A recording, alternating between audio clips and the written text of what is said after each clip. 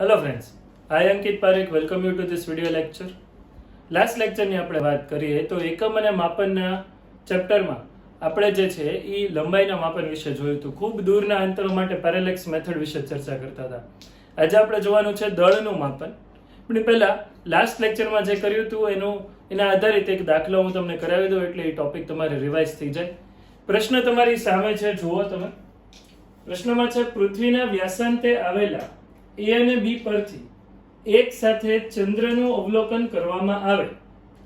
બે અવલોકન દિશાઓ વચ્ચેનો કોણ 1 ડિગ્રી 54 મિનિટ મળે છે.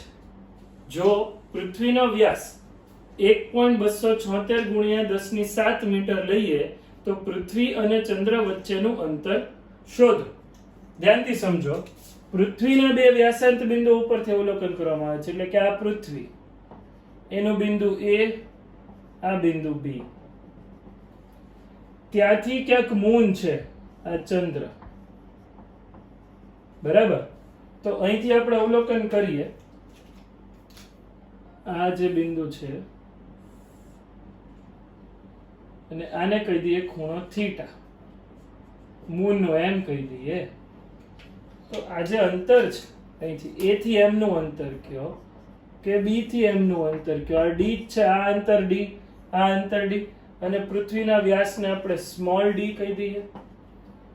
આપણે પૃથ્વીથી ચંદ્રનું અંતર શોધવાનું છે, રાઈટ? તો હવે તો બહુ સિમ્પલ છે ને ભાઈ. થીટા બરાબર ખૂણો બરાબર આ ચાપ ગણાશે અને આ ત્રિજ્યા small d upon capital D. તેથી કેપિટલ D બરાબર સ્મોલ d અપોન થીટા. હું અહીંયા જે છે એ ડેટા લિસ્ટ આઉટ કરું તો કે થીટા તમને ક્વેશ્ચનમાં આપ્યું છે 1 ડિગ્રી 54 મિનિટ, બરાબર? ના સોરી, હા, 1 ડિગ્રી અને 54 મિનિટ છે, સેકન્ડ ની 54 મિનિટ. અને પૃથ્વીનો જે વ્યાસ છે d, સ્મોલ d આપણને રકમમાં આપ્યું છે 1.276 ગુણ્યા 10⁷ મીટર. આ જે છે સ્મોલ d એ છે 1.276 ગુણ્યા 10⁷ મીટર. હવે આ જે છે તમારી પાસે કિંમત એ ડિગ્રી અને મિનિટમાં છે. ખૂણાનો SI એકમ જે છે એ રેડિયન છે, તો મારે એને રેડિયનમાં ફેરવવું પડે. પણ એ પહેલા 1 ડિગ્રી એટલે 60 મિનિટ થશે, એટલે હું નામ લખું 60 મિનિટ વત્તા 54 મિનિટ. સમજજો ભાઈ. તો આને લખી શકાશે અહીંયા 114 મિનિટ, બરાબર? 6 ને 5 11 અને 14, 114 મિનિટ. હવે મિનિટમાંથી શેમાં કન્વર્ટ કરવાનું છે તો કે મિનિટમાંથી આપણે એને કન્વર્ટ કરશું 1/60 કરીને ડિગ્રીમાં, બરાબર? આ શેમાં કન્વર્ટ થયું? ડિગ્રીમાં કન્વર્ટ થયું. હજી આ 114 ધ્યાનથી જોજો ગુણ્યા 1/60, આ ડિગ્રી છે. એમાંથી રેડિયનમાં કન્વર્ટ કરવું હોય તો π/180. આ આપણે કેલ્સીમાં કરવું પડશે, તો એ આપણે જોઈ લઈએ, બરાબર છે? અહીંયા 114 ગુણ્યા π એટલે 3.14 ભાગ્યા 60 ભાગ્યા 180, તો 0.03314 0.03314 પછી 444 આવે પણ એટલું જ રાખીએ રેડિયન. આ જે છે એ તમારો આન્સર બને છે થીટાનો, બરાબર? હવે કિંમત જ મૂકવાની રહી ને.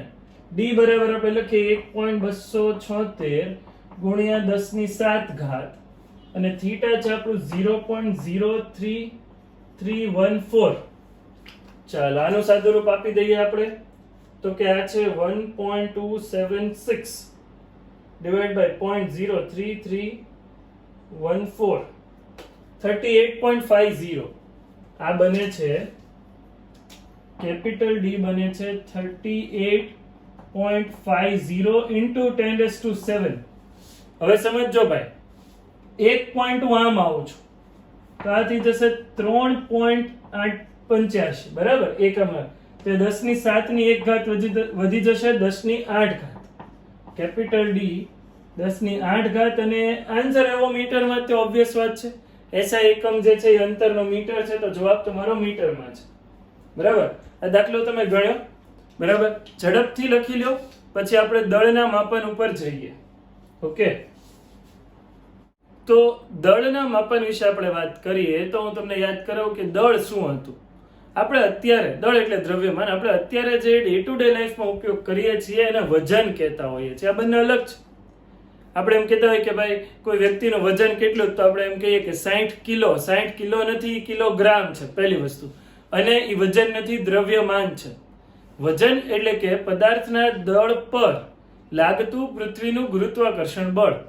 એટલે આપણે એની સાથે G 9.8 મીટર પ્રતિ સેકન્ડ સ્ક્વેર ગુણવું પડે, પણ એ આપણે કરતા નથી. આપણે બોલીએ છીએ વ્યવહારિક શબ્દ તરીકે વજન, પણ હકીકતમાં એ વજન નથી, તે આપણી ભૂલ છે. એ દ્રવ્યમાન છે, દળ છે.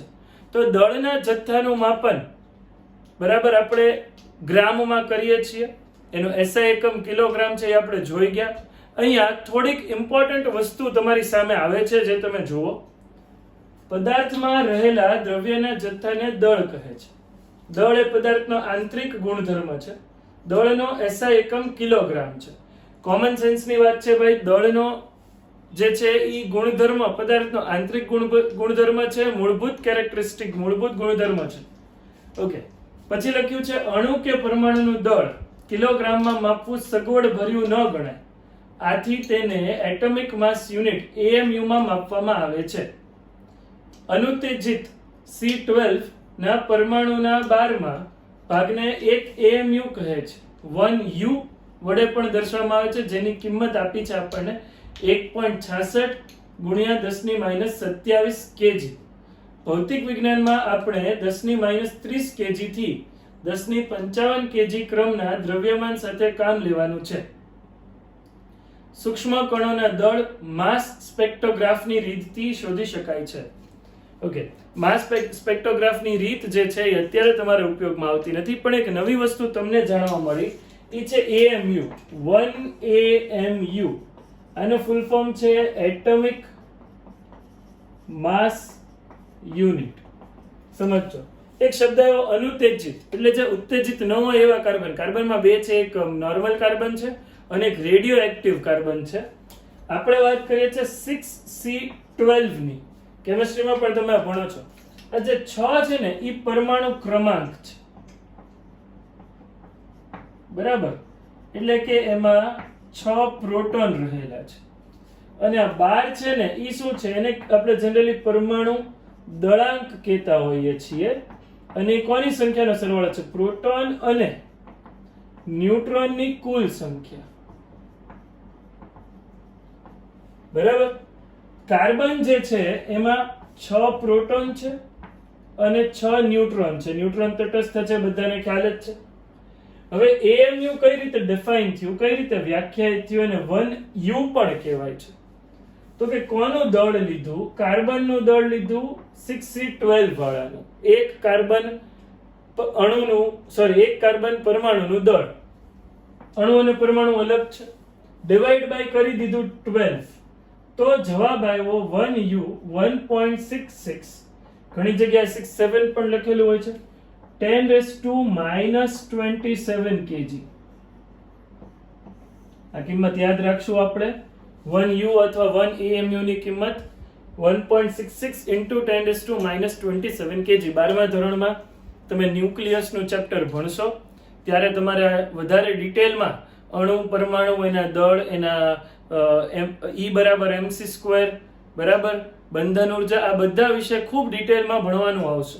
અત્યારે ખાલી તમારે એટલું જ યાદ રાખવાનું છે કે દળનો જે આપણે નાનામાં નાનો એકમ અત્યારે કન્સિડર કરતા હોઈએ છીએ વેલ્યુ, એ છે 1.66 into 10⁻27 kg, જેને 1U અથવા 1 AMU કહેવાય છે, એટમિક માસ યુનિટ.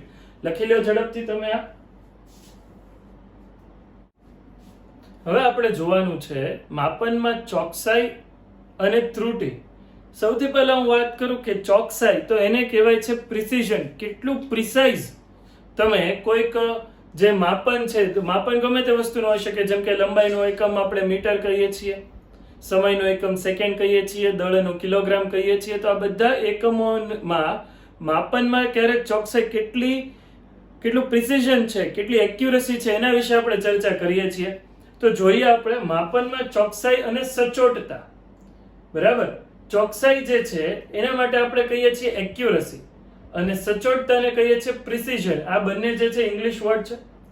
જો પહેલું વાંચું છું, માપનમાં ચોકસાઈ તમારી સામે જ છે. કોઈ રાશિના માપનનું મૂલ્ય તે રાશિના સાચા મૂલ્યની જેટલી નજીક છે તેને ચોકસાઈ કહે છે.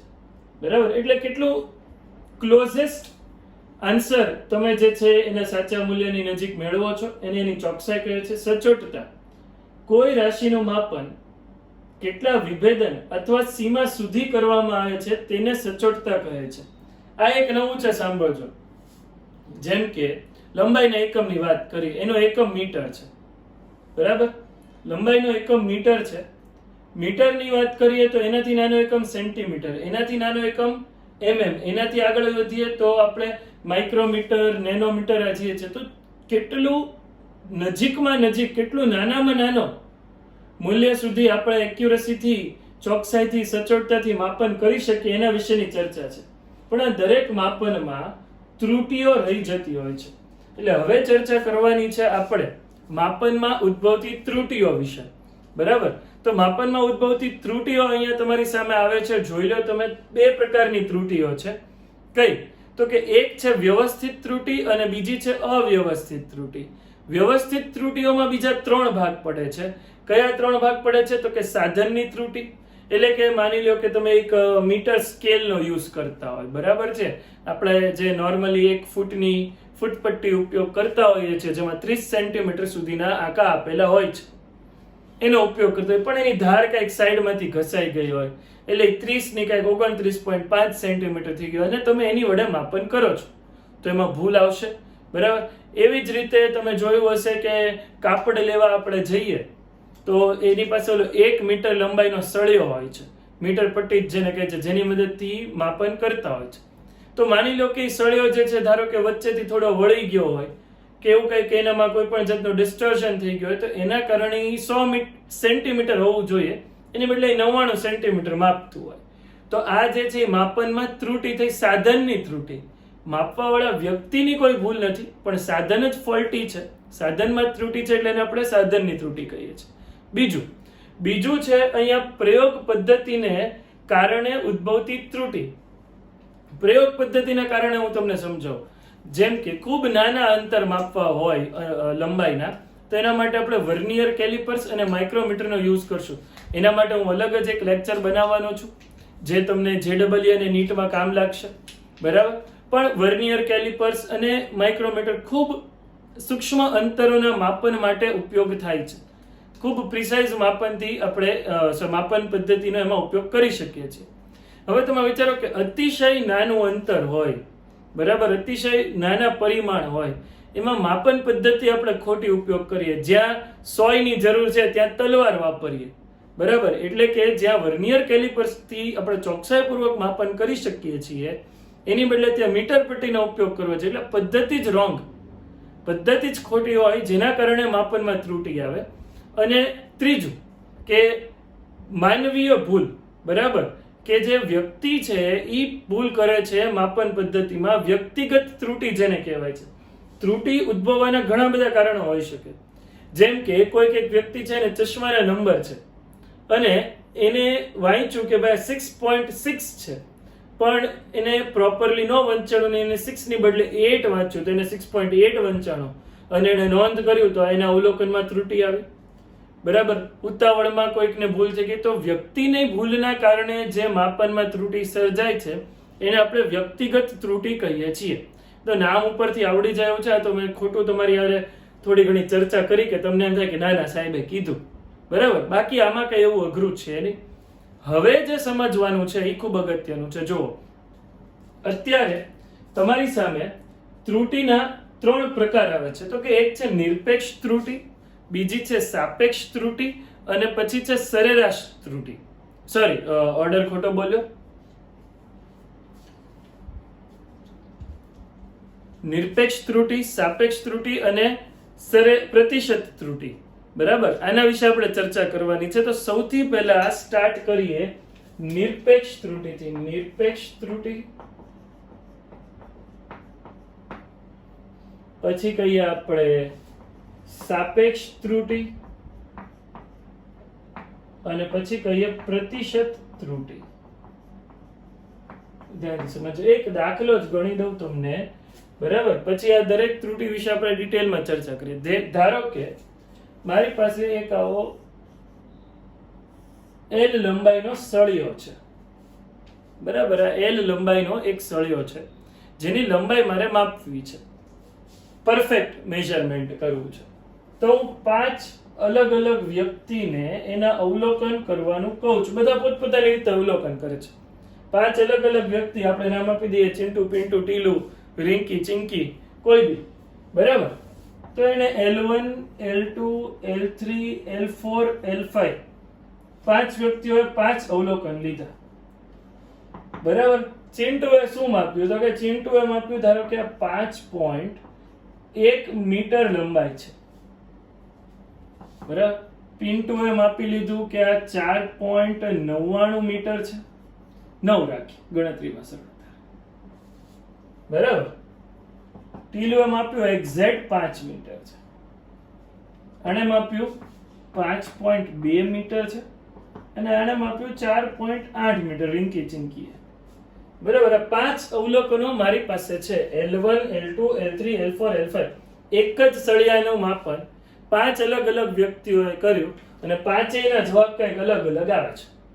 તો આમાંથી સાચું મૂલ્ય કયું અથવા સાચા મૂલ્યની નજીકમાં નજીકનો આન્સર કયો એ મારે માપવો હોય તો હું કઈ રીતે ગણતરી કરું? જો સૌથી પહેલા તો આપણે નિરપેક્ષ ત્રુટિની વાત કરીએ. આ પાંચેય અવલોકનોની સરેરાશ લઈ લઈએ. એને હું કહી દઉં L બાર, જે છે L1 વત્તા L2 વત્તા L3 વત્તા L4 વત્તા L5. ધ્યાનથી સમજો, ડિવાઈડ બાય 5. કેમ ભાઈ? સરેરાશનો અર્થ શું છે? અવલોકનોનો સરવાળો છેદમાં અવલોકનોની સંખ્યા. એટલે અહીંયા લખી નાખીએ ભાઈ, કેટલો છે? 5.1 વત્તા 4.9 વત્તા 5 વત્તા 5.2 વત્તા 4.8 છેદમાં 5, બરાબર? આનો સરવાળો કરીએ. 5.1 વત્તા 4.9 10, 10 ને 5 15, 15 ને 5 0.2 એટલે 20.2 વત્તા 4.8 એટલે 25, 25 ના છેદમાં 5 એટલે જવાબ આવે છે 5 મીટરમાં. જોઈ ને તો ઓબ્વિયસ વાત છે. આ મેં શેની ગણતરી કરી? L બાર ની ગણતરી કરી.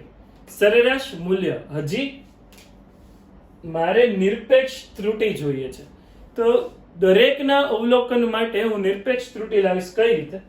તો હું કિંમત લાવીશ delta L1, delta L2, delta L3, delta L4, delta L5. તફાવત શું થશે? આ તફાવત, તો આ જે તફાવત થશે એનું તમે સમજજો ભાઈ. તો કે આ તફાવત થશે અહીંયા આપણી પાસે આ L1 છે, અહીંયા L બાર છે, તો હું લખી નાખું L1 માઇનસ L બાર, L2 માઇનસ L બાર, L3 માઇનસ L બાર, L4 માઇનસ L બાર અને L5 માઇનસ L બાર. ઓકે, ચાલો હવે L1, L2, L3, L4, L5 ની કિંમતો મૂકી દઉં. તો કે આ કિંમત છે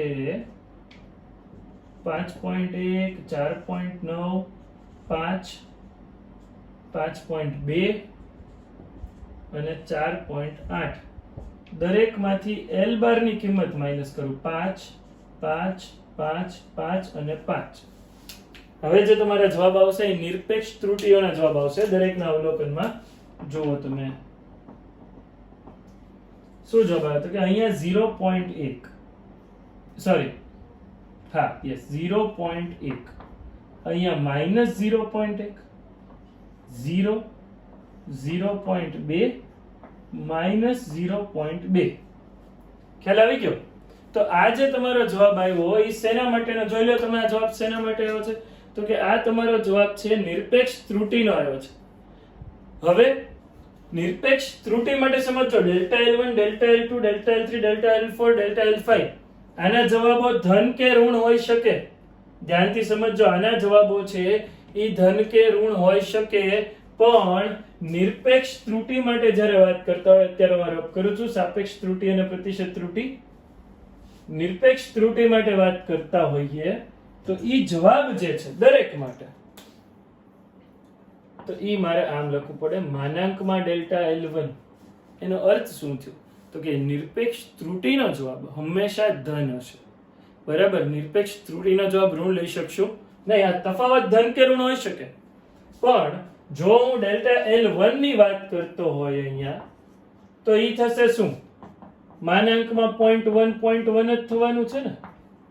અને એવી રીતે ડેલ્ટા L2, તો કે ડેલ્ટા L2 જોઈ લો તો એ માનાંકમાં -0.1 છે, પણ એ તો જવાબ 0.1 જ થવાનો છે. એવી રીતે 0 નું કઈ છે નહીં. આ 0.2 ઓલરેડી ધન છે, પણ હું માનાંકમાં -0.2 લખીશ તો એ જવાબ મારો જે છે એ ધન આવશે. હવે શું કરવાનું? હવે આપણે આગળ સરેરાશ ત્રુટિ વિશે ચર્ચા કરીએ. આ કોના વિશે ચર્ચા કરી હતી? નિરપેક્ષ ત્રુટિ વિશે. બરાબર, આગળ આપણે સરેરાશ ત્રુટિ વિશે જે છે એ ચર્ચા કરવાની છે. લખી લો તમે ઝડપથી. ઓકે, આ તમે લખી લીધું હશે. હવે જુઓ, અહીંયા મેં નિરપેક્ષ ત્રુટિઓ લખી દીધી છે. મેં તમને કીધું એમ માનાંકમાં લખીએ, ધન આવે, બધાની કિંમતો જોઈ લો. અહીંયા જુઓ ડેલ્ટા L1 માઇનસ L બાર, એટલે L બાર કયો, L મીન કયો, L સરેરાશ કયો, એના જવાબો અહીંયા હતા. ધન ઋણ કોઈ પણ હોઈ શકે, પણ અહીંયા નિરપેક્ષ ત્રુટિ માટે જે જવાબ છે એ હંમેશા ધન આવશે. હવે મેં હેડિંગ આપ્યું છે અહીંયા સરેરાશ નિરપેક્ષ ત્રુટિ. બરાબર, આ તમે જોઈ લો. સરેરાશનો મતલબ શું? સરેરાશ જ લેવાની હોય ને, ઓબ્વિયસ વાત છે. બરાબર, અવલોકનોનો સરવાળો છેદમાં અવલોકનોની સંખ્યા. તો આપણે લખીએ સરેરાશ નિરપેક્ષ ત્રુટિ માટે ડેલ્ટા L બાર મીન. આનો અર્થ સમજો. મીન એટલે એવરેજ, સરેરાશ. અવલોકનોનો સરવાળો, બધી નિરપેક્ષ ત્રુટિનો સરવાળો કરીએ. ડેલ્ટા L1 ડેલ્ટા L2 વત્તા ડેલ્ટા L3 વત્તા ડેલ્ટા L4 વત્તા ડેલ્ટા L5 અપોન અવલોકનોની સંખ્યા તો અહીંયા 5 છે. બરાબર, મેં તમને કીધું એમ આ બધાની કેવી કિંમતો લેશું? ધન. એટલે બધામાં માનાંક કરું છું. ઓકે, ચાલો. આ બધી કિંમતો છે આપણી પાસે. કઈ કઈ? તો કે 0.1 વત્તા 0.1 વત્તા 0 વત્તા 0.2 વત્તા 0.2. મારો જવાબ બને છે છેદમાં 5, સોરી. તો આ જવાબ બને છે 0.1 વત્તા 0.1 0.2 વત્તા 0.2 0.4 વત્તા 0.2 0.6 છેદમાં 5. બરાબર, અને આમ લખી શકાય 6 ના છેદમાં 10 ગુણ્યા 5. બરાબર, એક કામ કરું, જો અહીંયા હું શું કરું? અંશમાં 10 થી ગુણવું અને છેદમાં 10 થી ભાગવું. બરાબર, જેને ડાયરેક્ટ આવડતું એને આવું કઈ મજૂરી કરવાની જરૂર નથી. 5 દુ 10 થઈ ગયા, તો 6 દુ 12 ના છેદમાં 100 એટલે 0.12. જેને ડાયરેક્ટ ખબર પડતી હોય 0.6 ભાગ્યા 5 0.12 થાય. બરાબર, એને તો આવું કઈ મજૂરી કરવાની જરૂરત જ નથી. ડેલ્ટા L બાર મીન. તો આ જે જવાબ આવે છે, બરાબર, 0.12 શેનો જવાબ છે? તો કે આ સાપેક્ષ નિરપેક્ષ ત્રુટિનો જવાબ, સોરી, સરેરાશ નિરપેક્ષ ત્રુટિનો જવાબ છે. બરાબર, આ જવાબ જે છે એ શેના માટે છે? સરેરાશ નિરપેક્ષ ત્રુટિ. હવે તો કે આ ત્રુટિને તમે કઈ રીતે દર્શાવી શકો? તો કે આના માટે આપણે એને દર્શાવી શકીએ, આપણું L બાર મીન નો જવાબ હતો, L બાર અથવા L સરેરાશનો જવાબ હતો 5. એની સરખામણીમાં આ 0.12 વધારે કે 0.12 ઓછું હોઈ શકે. ધ્યાનથી સમજજો. તો હવે તમારું L બાર શું હતું? યાદ કરો, 5 હતું. તો તમારો ફાઇનલ આન્સર અહીંયા સરેરાશ નિરપેક્ષ ત્રુટિ માટે આવો કંઈક થશે. L બરાબર આપણે લખી શકીએ L બાર વત્તા ડેલ્ટા L બાર મીન. તો કે આ 5 હતું વત્તા પ્લસ ઓર માઇનસ, વધારે કે ઓછું 0.12 મીટર. તો તમારો જવાબ જે છે આ સળિયાની લંબાઈ 5 વત્તા 0.12 અથવા 5 ઓછા 0.12 ની વચ્ચે જશે. ને એનાથી વધારે હોય ને એનાથી ઓછો હોય. ધ્યાનથી સમજાય છે? આ બંનેની વચ્ચેની જ કોઈ કિંમત જે છે એ તમારો ફાઇનલ આન્સર હોવો જોઈએ. તો આ જે છે એનો મતલબ એવો છે કે સળિયાની લંબાઈ 5 છે, જેમાં 0.12 મીટરની માપનમાં ત્રુટિ હોઈ શકે, પ્લસ ઓર માઇનસ. બરાબર, પ્લસ ઓર માઇનસ ની 0.12 મીટરની એમાં ત્રુટિ હોઈ શકે, જેને આપણે નામ આપ્યું છે સરેરાશ નિરપેક્ષ ત્રુટિ. હવે આપણે આગળ જોઈએ સાપેક્ષ ત્રુટિ. પહેલા તમે લખી લો. જોઈએ હવે સાપેક્ષ ત્રુટિ અને સાપેક્ષ પ્રતિશત ત્રુટિ. આપણી પાસે એટલી કિંમતો છે. જુઓ, આપણી પાસે L બાર ની કિંમત છે 5 મીટર. સરેરાશ જે છે એ નિરપેક્ષ ત્રુટિની કિંમત છે ડેલ્ટા L બાર ની કિંમત, અથવા ડેલ્ટા L બાર મીન આપણે કહીએ. આ L બાર એટલે L મીન જ થઈ ગયું, જેની કિંમત છે 0.12. સાપેક્ષ ત્રુટિ કઈ રીતે મળશે? તો કે સાપેક્ષ ત્રુટિ બરાબર ડેલ્ટા L બાર મીન અપોન L બાર. તો આ વસ્તુ જે છે એ તમારે જસ્ટ નોટ ડાઉન કરી લેવાની છે. 0.12/5 બરાબર. આને મેં તમને કીધું એમ, જેને ડાયરેક્ટલી આવડતું હોય 0.12/5 નો જવાબ ડાયરેક્ટલી આવડતો હોય ઠીક છે, બાકી આમ કરી શકે. જો 1/2/100 1/5 તો હતું જ તે. હવે શું કરવું જોઈએ? તો કે 10 થી ગુણો, 10 થી ભાગો. બરાબર. કેલ્સી હોય તો ડાયરેક્ટ થઈ જાય, ન હોય તો આમ કરી લો. હવે આ શું થઈ ગયું? 5 દુ 10 થઈ ગયું. સિમ્પલ. 12 દુ 24, 24/1000. તો જવાબ તમારો આવે છે 0.024. કોનો આન્સર આવ્યો છે? સાપેક્ષ ત્રુટિનો. આ જે આન્સર છે એ સાપેક્ષ ત્રુટિનો આન્સર છે. સાપેક્ષ ત્રુટિને ઇંગ્લિશમાં કહેવાય છે રિલેટિવ એરર. ત્રુટિ એટલે એરર. બરાબર. હવે વાત કરીએ સાપેક્ષ પ્રતિશત ત્રુટિનો. કોઈ પણના પર્સન્ટેજ તમારે કાઢવા હોય, કેટલું ઈઝી. Just multiply by 100%. જો મારે સાપેક્ષ પ્રતિશત ત્રુટિનો જવાબ જોતો હોય તો હું શું કરીશ? આને હું લખી નાખીશ ડેલ્ટા L પર્સન્ટેજ બરાબર કેટલું આવશે? 0.024 તો છે જ તે સાપેક્ષ ત્રુટિ ગુણ્યા 100%. ફિનિશ. બરાબર. ગુણ્યા ખાલી શું કરવાનું છે? 100%. તો આ જવાબ આવી ગયો છે 2.4%. આ કઈ રીતે કર્યું ભાઈ? પ્રતિશતમાં શું કર્યું? તો કે ડેલ્ટા L બાર મીન હતું છેદમાં L બાર હતું ગુણ્યા 100%. પતી ગયું ભાઈ. પર્સન્ટેજ મલ્ટીપ્લાય કરો એટલે આ સાપેક્ષ ત્રુટિમાં કન્વર્ટ થઈ જાય. ઓકે. સાપેક્ષ ત્રુટિના સંયોજન સરવાળા માટે, બાદબાકી માટે, ગુણાકાર માટે, ભાગાકાર માટે, એ બધું આપણે આવતા લેક્ચરમાં જોશું. અને ત્રુટિ આધારિત બહુ બધા ન્યુમેરિકલ્સ કરવાના છે, કેમ કે competitive exam point of view ખૂબ અગત્યનો ટોપિક છે. બરાબર. નેક્સ્ટ 2 અથવા 3 લેક્ચર આપણે ત્રુટિઓ વિશે જ ચર્ચા કરશું. બરાબર. અત્યારે તમારી સ્ક્રીન સામે અમુક ઇમેજીસ જે આવે છે એ તમે ખાસ જોઈ લો. નિરપેક્ષ ત્રુટિ, અને હું તો કહું છું કે આને સ્ક્રીનશોટ લઈ અને તમે નોટ્સ પણ બનાવી લેજો કે નિરપેક્ષ ત્રુટિ અને સાપેક્ષ ત્રુટિ માટે સમજાયું છે. જુઓ, કોઈ ભૌતિક રાશિના સાચા મૂલ્ય, સરેરાશ મૂલ્ય અને અવલોકનના ધન તફાવતને તે અવલોકનની નિરપેક્ષ ત્રુટિ કહે છે. અવલોકન એટલે પ્રાયોગિક મૂલ્ય. A mean A1 plus A2 plus A3 up to AN છેદમાં n અવલોકનોનો સરવાળો છેદમાં અવલોકનોની સંખ્યા. સિગ્મા એટલે સમેશન. એમાં જે ઓલું E જેવું દેખાય ને 1/n, E નથી, સિગ્મા છે. I is equals to 1 to n AI. નીચે પ્રત્યેક અવલોકન માટે નિરપેક્ષ ત્રુટિ delta A1, delta A2 and delta AN સુધી. બરાબર. જો આ ખાસ નોંધ કરજો, છેલ્લી લાઈનમાં લખેલું છે કે delta A1, delta A2, delta AN અવલોકનની નિરપેક્ષ ત્રુટિ કહે છે, જે ધન કે ઋણ હોઈ શકે.